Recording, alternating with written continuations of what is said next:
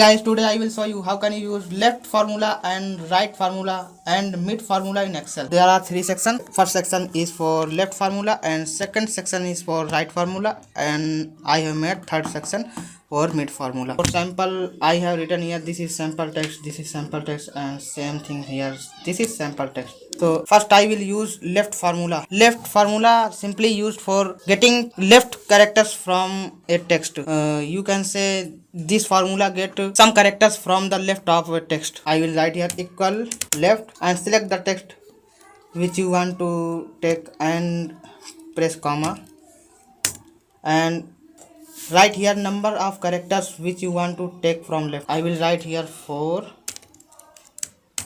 Then this will get, so this formula is getting the left 4 character, and the same by the same way. Now I will show you how can you use right formula. This formula used for getting some text from the right of a text. So you can say this formula can get some number of characters from the right of a text. I will write here equal right and select the text which you want to get and write here number of character. I will write here 4, and this will get the 4 character from the left of text. So this is getting the 4 character from the right of text. Now I will show you how can you use mid formula in Excel.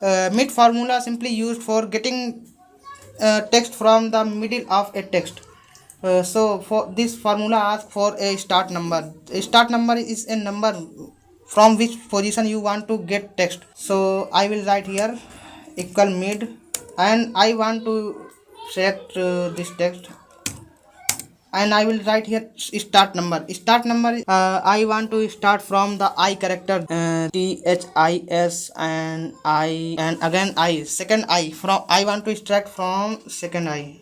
The second I's position is 6, so I will write here 6, and I want 2 characters. I will write here 2, and this will get the IS. So this is getting the 2 characters from the middle of text. Thanks guys.